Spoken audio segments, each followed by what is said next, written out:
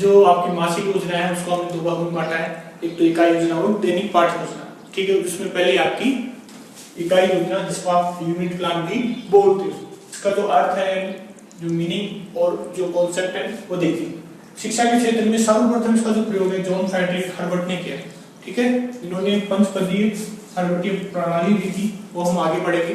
देखिए जो हर्बर्ट है, इन्होंने ये कहा कि जो पाठ्य वस्तु है उसको आप टुकड़ों में विभाजित करके, इकाइयों में विभाजित करके विद्यार्थी को दे, ताकि छोटे छोटे जो चीजें, छोटी जो पाठ्य वस्तु है उसको विद्यार्थी जल्दी याद कर लेते हैं कि एक साथ आप दोगे, यानी एक साथ इतना बड़ा चीज आप दोगे विद्यार्थी को याद नहीं कर पाएंगे, टुकड़ों में दोगे तो उसको आराम से ही सीख पाएंगे, अधिगमित कर पाएंगे। फिर है पूरे अध्याय की इकाई योजना, यानी पूरे एक जो अध्याय है उसकी आप क्या बनाते हो, इकाई योजना बनाते हो, जिसके अंतर्गत पाठ्य वस्तु से संबंधित शिक्षक और छात्र की क्रियाएं, कौन कौन शिक्षक और छात्र की क्रियाएं, अधिगम सामग्री यानी आप सिखाने की सामग्री वो और मूल्यांकन की प्रगतियों को समाहित कर एक योजनाबद्ध एवं व्यवस्थित ढंग से लिखा जाता है, उसको आप लिखित रूप में दोगे आपकी इकाई योजना। ठीक है, इकाई योजना क्या है, पाठ्य वस्तु से संबंधित होती है। ठीक है, यानी आप जो पढ़ा रहे हो उससे संबंधित होती है, और शिक्षक और छात्र की क्रियाएं होती है, कौन सी, अधिगम सामग्री वाली और मूल्यांकन की प्रगतियों वाली। ठीक है, इनको एक जगह समाहित करते हैं, योजनाबद्ध तरीके से व्यवस्थित ढंग से उसको लिखा जाता है, यही क्या है आपकी इकाई योजना है। ठीक है, इकाई योजना की जो परिभाषा है वो देख लेते हैं, डेफिनेशन ऑफ यूनिट। ठीक है, थॉमस एंड रिस्क के अनुसार देखो, इकाई किसी समस्या या योजना से संबंधित सीखने वाली क्रियाओं की समग्रता या एकता प्रकट करती है। इकाई क्या प्रकट कर रही है, उनकी समग्रता या एकता प्रकट कर रही है, किसकी, सीखने वाली क्रिया, यानी जो आप बच्चों को सिखाओगे वो जो क्रियाएं हैं क्लास में आप बच्चों को सिखाओगे, उन क्रियाओं की समग्रता या एकता कौन प्रकट करेगी, आपकी इकाई करेगी। ठीक है, और वो क्या है, योजना के रूप में ये बोलो। फिर एनएल बॉसिंग के अनुसार देखो, थोड़ी बड़ी है परिभाषा, आराम से समझेंगे, आराम से आ जाएगा। इकाई अर्थपूर्ण परस्पर संबंधित क्रियाओं, यानी जिसका अर्थ निकाल सकते हो, आपस में संबंधित है, और वो क्या है, क्रियाएं हैं, कि वह व्यापक श्रृंखला यानी एक लगातार है, अनवरत है, यानी ऐसे नहीं बीच में टूट गई या फिर बिना यहां से स्टार्ट हो गई यहां पहुंच के, ऐसे एक एक कड़ी जुड़ी हुई है आपस में। ठीक है, जो विकसित होकर बालकों के उद्देश्यों की पूर्ति करती है, यानी बालकों के लिए जो आपने उद्देश्य बनाए हैं, ज्ञान और बोध, ज्ञान उपयोग, अभिरुचि, अभिवृद्धि प्लस जो लक्ष्य है उसकी क्या करती है, पूर्ति करती है, कौन, इकाई योजना, जिससे बालक महत्वपूर्ण शैक्षिक अनुभव प्राप्त कर सकते हैं। यानी शैक्षिक अनुभव क्या हो गया, नया ज्ञान, अनुभव ही क्या हो गया आपका, विद्यार्थी के लिए ज्ञान हो गया, यानी शैक्षिक ज्ञान किससे प्राप्त कर रहा है, आपकी इकाई योजना से प्राप्त कर सके, और अपने व्यवहारों में वांछित या अपेक्षित परिवर्तन ला सके। यानी जो व्यवहार परिवर्तन ही क्या हो गया, सीखना हो गया, व्यवहार परिवर्तन क्या है, सीखना, यानी व्यवहार में वांछित या अपेक्षित परिवर्तन, यानी एक विद्यार्थी चल रहा है उसको पैर में ठोकर लगे तो अगली बार वो सीख जाएगा, यानी उसके व्यवहार में बदलाव आ जाएगा, वो पैर खाकर चलना सीख जाएगा। ठीक है, फिर वेस्ले के अनुसार देखो, इकाई सूचना तथा अनुभव के उस संगठन को कहते हैं, यानी वो क्या बोल रहा है, सूचना भी है और अनुभव भी, यानी इंफॉर्मेशन भी है और आपका अनुभव, यानी वही आपका ज्ञान है, के उस संगठन को कहते हैं, यानी एक जगह इकट्ठा किया हुआ है, संगठन यानी एक जगह इकट्ठा किया है, किसको, इंफॉर्मेशन को और एक्सपीरियंस को, जो सीखने वाले के लिए महत्वपूर्ण परिणाम उत्पन्न करने में सहायक है। यानी जो सीखने वाले कौन है, विद्यार्थी, सीखने वाले कौन है, छात्र, आपके छात्र के लिए क्या है, महत्वपूर्ण परिणाम उत्पन्न करने में सहायक, यानी उनके लिए महत्वपूर्ण परिणाम क्या होगा, सीखना हो जाएगा, क्या हो जाएगा, सीख जाएंगे।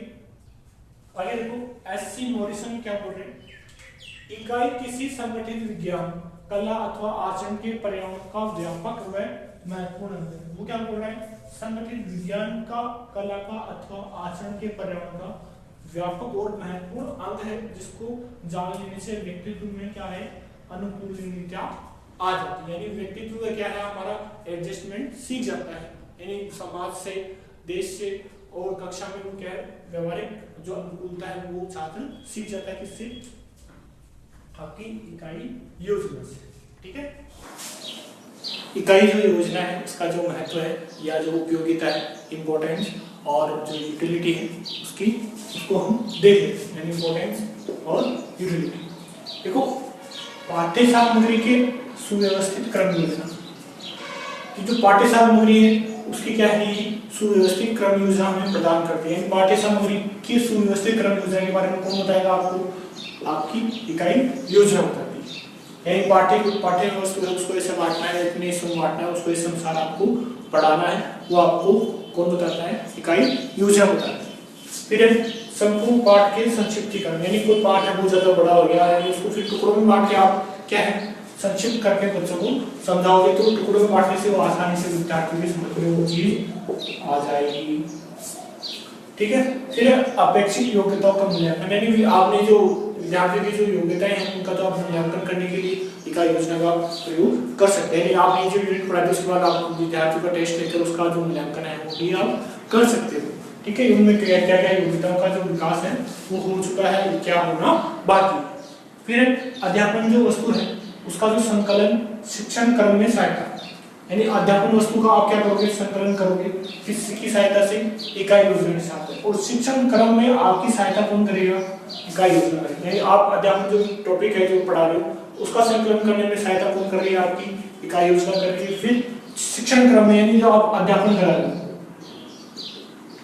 ठीक है, अध्यापन में आपकी सहायता कौन करेगी, इकाई योजना करती है। फिर है उप इकाइयों से विशेष उद्देश्यों का निर्धारण, यानी आप इकाई है, इकाई को उप इकाइयों में बांटोगे, उप इकाइयों में बांटकर आप विशिष्ट उद्देश्य ज्ञान, अवबोध, ज्ञान उपयोग, अभिरुचि, अभिवृत्ति, इनका क्या करोगे, आप निर्धारण करोगे ताकि आपको इस इकाई के बाद वांछित जो उद्देश्य है उनकी प्राप्ति विद्यार्थियों से हो सके। फिर है पाठ योजना शीघ्र, ठीक और क्रमागत बनाने में सहायता, यानी आपने इकाई योजना बनानी तो उस आधार पर उसकी सहायता से आप जो लेसन प्लान है, डेली लेसन प्लान है उसको तुरंत बना लोगे, ठीक प्रकार से बनाओगे और लगातार क्रम रूप से बना पाओगे। ऐसे नहीं कि पहले आप 8 पढ़ाते फिर सीधा 10 पढ़ा दोगे, ऐसा नहीं, 1 2 3 4 ऐसे आप क्रमागत पढ़ा पाओगे, उसको बना पाओगे। फिर है इकाई जांच पत्र बनाने में सहायता, यानी एक यूनिट पढ़ा दिया आपने उसके बाद आप उसकी क्या करोगे, जांच करोगे, या उसका एक प्रश्न पत्र बनाओगे एक यूनिट से और विद्यार्थियों से उसको हल करने के लिए या फिर उसको सोल्व करने के लिए उनको दोगे। यानी इकाई जो योजना है उसको पढ़ाने के बाद उसका जांच पत्र बनाओगे, उसकी इतनी सहायता कौन करेगा, आपको इकाई योजना करेगी। फिर है नई शिक्षण विधियों की खोज, यानी आप इकाई योजना बनाते समय ही आपके मस्तिष्क में लगातार ये विचार आता रहेगा कि मैंने क्या है व्याख्यान जो विधि है उसका प्रयोग तो मैं नहीं करूंगा। ठीक है, व्याख्यान विधि तो क्या है अध्यापक केंद्रित होगी, तो आप जो नई शिक्षण विधियां हैं उनके बारे में सोचेंगे या फिर कोई दूसरी शिक्षण विधि का प्रयोग करोगे, तो उससे क्या होगा, जो छात्र केंद्रित जो आप शिक्षण विधियां हैं उनकी आप नई जो विधियां हैं उनकी खोज कर पाओगे, कब जब आप इकाई योजना बनाओगे तभी।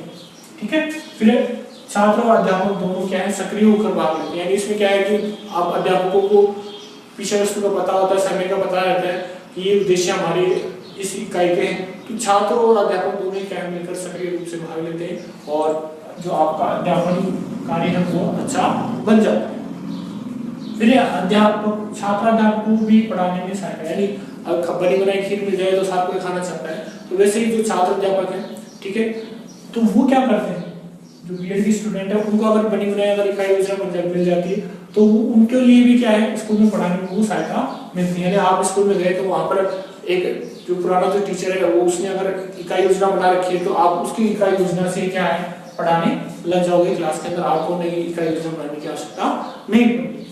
ठीक है। फिर शक्ति समय अधिगम सामग्री का अपव्यय, यानी इकाई योजना से आपकी जो शक्ति है, यानी आपको पता है भाई मेरे ताकत उसके अनुसार आप मैं पढ़ा पाऊंगा, आपका जो समय है वो खराब नहीं होगा। ठीक है। अधिगम सामग्री कितनी उपलब्ध है विद्यालय के अंदर, कक्षा के अंदर, उसका अपव्यय नहीं करोगे आप और उसका सदुपयोग करके कम से कम प्रयोग में अधिक से अधिक परिणाम लेने की कोशिश विद्यार्थियों से करोगे।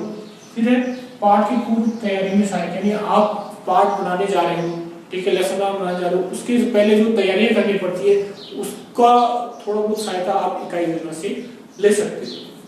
फिर है उद्देश्यनिष्ठ शिक्षण, यानी उद्देश्यनिष्ठ, यानी हमने पहले क्या किया है उद्देश्य को निर्धारण कर लिया था, तो यहाँ पे विशेष उद्देश्य के रूप में, तो उद्देश्य निष्ठ शिक्षण के लिए आपको इकाई योजना बनानी ही पड़ेगी, यानी उसके बिना आप जो उद्देश्य है उनका निर्धारण नहीं कर पाओगे। ठीक है, लेसन 9 में। फिर व्यवहारगत परिवर्तन पर विशेष पर इकाई योजना क्या कहती है कि व्यवहारगत जो परिवर्तन है, यानी व्यवहार में बदलाव में परिवर्तन ही क्या कहलाता है, सीखना कहलाता है। यानी व्यवहार में बदलाव आ गया, वो व्यक्ति क्या हो गया, सीख गया। यानी व्यवहार में परिवर्तन ही क्या कहलाता है, सीखना कहलाता है। तो ये क्या बोल रहा है कि व्यवहारगत परिवर्तन पर विशेष बल देता है कौन, इकाई योजना देती, इकाई योजना देती है। यानी हमने उद्देश्य का निर्धारण कर लिया, ठीक है, उद्देश्य शिक्षण कर रहे हैं, तो व्यवहारगत परिवर्तन भी हमारे क्या होंगे, उद्देश्यों का आधार होंगे, और उस पर विशेष बल कौन दे रहा है, आपकी इकाई योजना दे। ठीक है, अब हम पढ़ेंगे जो इकाई योजना उसके प्रकार क्या है, टाइप्स ऑफ यूनिट प्लान। देखो पहला तो हमने माना है वो है पाठ्य वस्तु पर आधारित, यानी जो पाठ्य वस्तु है उसके ऊपर आधारित जो इकाई योजना है वो आप बनाओ, या दूसरा अनुभव आधारित आप पाठ्य योजना बनाओ। ठीक है, अनुभव यानी जो आपकी जो ज्ञान है, जो ज्ञान आपने लिया है, एक्सपीरियंस किया है, वही आपका क्या है, ज्ञान। पाठ्य वस्तु जो लिखित रूप में है, ठीक है, पर आधारित और अनुभव पर आधारित। देखो पाठ्य वस्तु पर आधारित जो है, पहला है आपका प्रकरण आधारित, दूसरा है सिद्धांत आधारित, यानी वो सिद्धांत है उनके ऊपर आधारित हमने क्या है, इकाई योजना बनाई। तीसरा है मूल पहलू पर आधारित, जो मूल पहलू यानी जो मूल विषय वस्तु है उस पर आधारित, सबसे ज्यादा हम प्रयोग में लेते हैं प्रकरण पर आधारित। यही क्या है, पाठ्य जो योजना है उनको इकट्ठा रूप में हम क्या करते हैं, इकाई योजना बना देते हैं। प्रकरण पर आधारित जो पाठ्य योजना होती है उसके आधार पर हम सबसे ज्यादा प्रयोग इसी को लेते हैं। फिर अनुभव पर आधारित, देखो उसमें क्या है, पहला है रुचि पर आधारित, जो अच्छे विषय है, जो आसान, जो रुचिकर जो टॉपिक है उनको पहले ले लिया।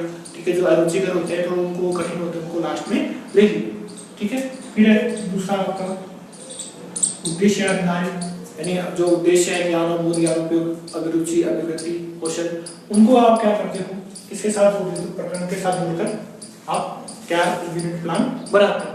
तो ये भी क्या है उसमें शामिल है, पर हमने यहाँ पर अनुभव को आधारित लिया है। फिर है आवश्यकता, भाई छात्र की कैसी आवश्यकता है उनके ऊपर आधार दिया, हमारी क्या आवश्यकता है पढ़ाने की, उसके आधार पर भी क्या है हम यूनिट प्लान बनाते हैं। इकाई योजना है, उसका जो सोपान है, उसके जो चरण है, कैसे हम उसका निर्माण करेंगे उसके बारे में देखते हैं। देखो उसका जो पहला चरण है वो है सूचना पक्ष, और दूसरा चरण है योजना पक्ष। ठीक है, सूचना चरण में यानी क्या क्या हम उसके अंदर जो शीर्षक देंगे, क्या क्या हम हेडिंग्स लिखेंगे, वो सब आएगा। ठीक है, हम सबसे पहले कक्षा के बारे में बताएंगे और जो विषय है वो पढ़ा रहे हैं उसके बारे में बताएंगे। फिर इकाई का नाम देंगे, भाई इस इकाई का ये नाम है। ठीक है, कोई भी व्यक्ति होगा बिना नाम के तो होगा नहीं। ठीक है, तो इकाई का भी हम क्या देंगे, नाम देंगे। फिर उसकी उप इकाइयां बताएंगे और उसके जो कितने कालांश होंगे वो पढ़ाए जाएंगे, यानी इकाई के सब यूनिट बताएंगे और उसके जो पीरियड है वो बता देंगे। फिर पाठ की आवर्ती है कितने कालांश होंगे, यानी ये तो हमने पढ़ाने के लिए और दोबारा हम रिपीट करेंगे। यानी हमने अगर 10 क्लास में पढ़ाई तो 2 पीरियड हम कम से कम उसको देंगे। अगर यहाँ 10 लिए हैं तो यहाँ कम से कम 2 तो ले ही लेंगे, चाहे एक भी आप ले सकते। मूल्यांकन है तो क्लास कालांश, यानी मूल्यांकन है तो आप कितने कालांश ले रहे हैं, अगर आप एक पीरियड भी आप उसको दे सकते हैं। हम एक पीरियड हम उसको मूल्यांकन के लिए, टेस्ट के लिए ले सकते हैं, यानी विद्यार्थियों की जो उद्देश्य की प्राप्ति है कहाँ तक हो पाई है। ठीक है, उन्होंने कहाँ तक सीखा है, कालांशों का जो योग है इन सब का आप यहाँ पर दे सकते। फिर आगे चलते हैं योजना पक्ष की तरफ। अब योजना है यही हमारे क्या है, मुख्य रूप से प्लानिंग, यानी यहाँ पर क्या है मस्तिष्क की पूरी कसरत हो जाती है। देखो उप इकाई क्रम, यानी उप इकाइयां हैं क्रमबद्ध होनी चाहिए, यानी ऐसे नहीं कि उल्टे सीधे लिख दी किताब में तो वैसे ही और आपके अपने अनुसार मर्जी बना दी, या फिर जो अंतिम जो उप इकाई होनी चाहिए उसको आपने पहले दे दिया, बीच वाली को पहले दी, ऐसा नहीं, बिल्कुल लगातार 1 2 3 4 ऐसे ही बनानी चाहिए। फिर विषय वस्तु का विश्लेषण करोगे जिसमें आप क्या मुख्य बिंदु और जो उप मुख्य बिंदु होते हैं, ठीक है, जो उप बिंदु होते हैं उनको आप बताओगे ये जो मुख्य बिंदु है और ये क्या है हमारे सब उप बिंदु है इसके विषय वस्तु के। फिर है आपका उद्देश्य और तदनुसार तैयार तदनुकूल व्यवहारगत परिवर्तन, यानी उद्देश्य वही आपकी ज्ञान और ज्ञान कौशल, अभिरुचि, अभिव्यक्ति। ठीक है, उसके अनुसार जो अपेक्षित जो व्यवहारगत परिवर्तन है उनका उल्लेख भी आप यहाँ पर करोगे इकाई योजना। फिर है शिक्षण अध्यापन संस्थितियां, यानी शिक्षण अध्यापन संस्थितियों से तात्पर्य अध्यापन क्रिया, अध्यापक क्या क्या करेगा, कार्य करेंगे, विकासात्मक प्रश्न पूछते हैं, प्रस्तावना प्रश्न पूछते हैं, वैसे ही उनका एक संक्षिप्त रूप आपको यहाँ लिखना, व्याख्यान देगा, ठीक है, वो सब इसमें आएगा, पुनरावृत्ति प्रश्न करेंगे, फिर छात्र क्रिया, विद्यार्थी उत्तर देंगे या फिर अपनी अभ्यास पुस्तिका में लिखेंगे, ठीक है, या फिर गुरुजी जो प्रश्न पूछ रहे हैं उनका सही जवाब देंगे, या फिर शाम पट पर जो गृह कार्य है उसको लिखेंगे। वो सब क्रियाएं छात्र क्रिया में, अध्यापक क्रिया में जो अध्यापक कार्य करते हैं वो आप। फिर है नियत कार्य, जिसे आप क्या कहते हैं, होमवर्क भी कह सकते हो, ठीक है, पर नियत कार्य उससे बड़ा है, उसमें आप प्रोजेक्ट वर्क भी उनको दे सकते हो, विभिन्न प्रकार के होमवर्क इसमें शामिल है। फिर है छठा उद्योतन या सहायक सामग्री, यानी आप पाठ पढ़ाने के लिए या फिर आप पाठ पढ़ाने के लिए कौन कौन सी सहायक सामग्री प्रयोग में लोगे, उसको आप किसमें बताओगे, पहले इकाई योजना में बताओगे। ये जो मैं सहायक सामग्रियां हैं प्रयोग में लूंगा, जैसे चार्ट रहा, ग्लोब रहा, मानचित्र रहा, ठीक है, कोई नक्शा रहा, सब कुछ इसमें शामिल है जो आप पाठ पढ़ाने के लिए सहायता लोगे। फिर है मूल्यांकन, यानी जो मूल्यांकन के जो प्रश्न आप बनाओगे, भाई ये इसके जो मूल्यांकन है इकाई योजना का जो प्रश्न है ये है, और ये आपको पाठ पढ़ाने के बाद या जो इकाई योजना है पूरी कंप्लीट होने के बाद आपको बच्चों से लेंगे। फिर है आवर्ती पाठ, यानी एक आपको आवर्ती पाठ बनाना पड़ेगा कि पूरा जो सार है इकाई योजना का एक जगह, ताकि बच्चे उसको रिपीट कर ले और अच्छी तरह उनको याद हो जाए। इकाई योजना है उसका जो प्रारूप है वो देखेंगे, यानी इकाई योजना है दो तरीके से पूछी जाती है एग्जाम में। पहला है उसका प्रारूप, ठीक है, दूसरा है उसको बना के बताओ,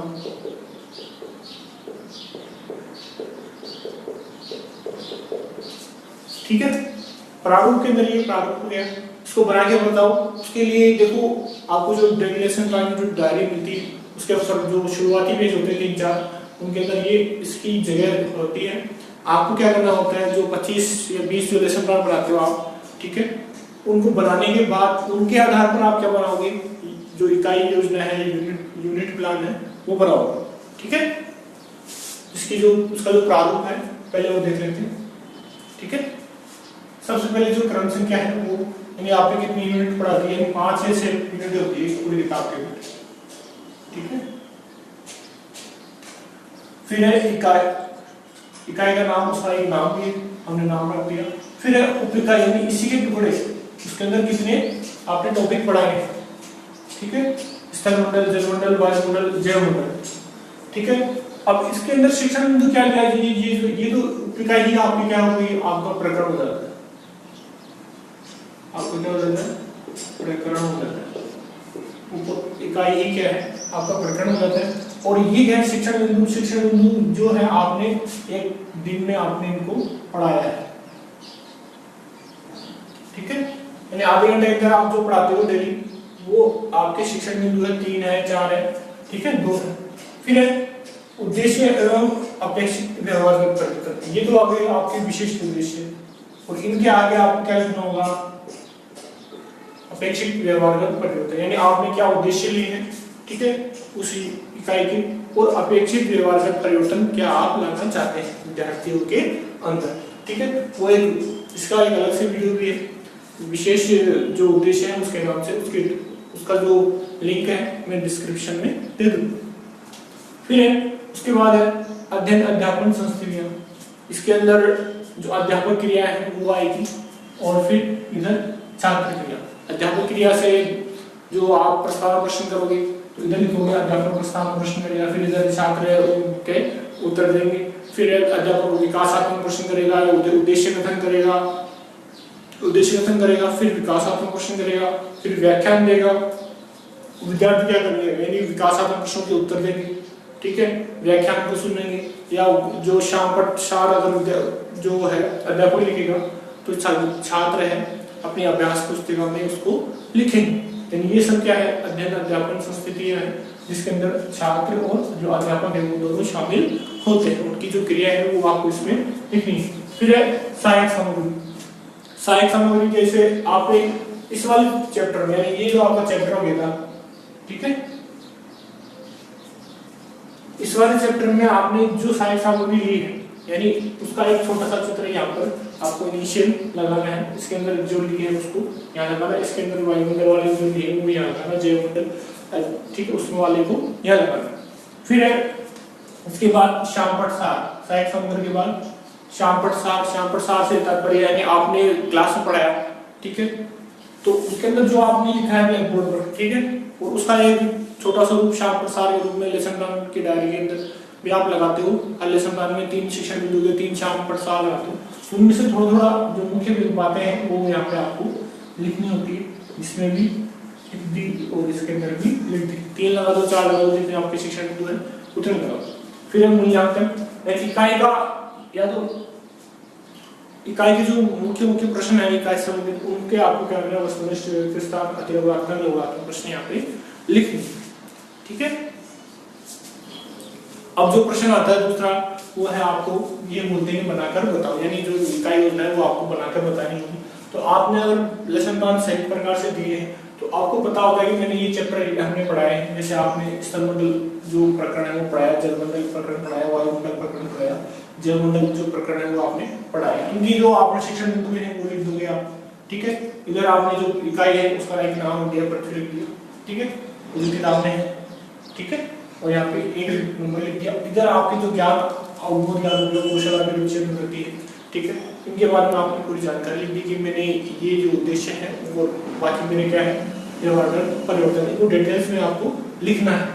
फिर है अध्यापक और छात्र की जो अध्ययन और अध्यापन संस्कृति है उनको भी आपने डिटेल्स में लिखनी है, पूरा अच्छी तरह उसको बताना है कि अध्यापन ने प्रस्तावना प्रश्न किए तो छात्रों ने क्या किया उसका उत्तर दिए। फिर है उद्देश्य कथन किया तो उन्होंने सुना है, यहाँ पे फिर विकासात्मक प्रश्न आएंगे तो फिर विकासात्मक प्रश्न के उत्तर देंगे, यहाँ पे व्याख्यान देंगे तो यहाँ सुनेंगे, या श्यामपट्ट से आगे किया तो विद्यार्थी अभ्यास पुस्तिका में उसको लिखेंगे।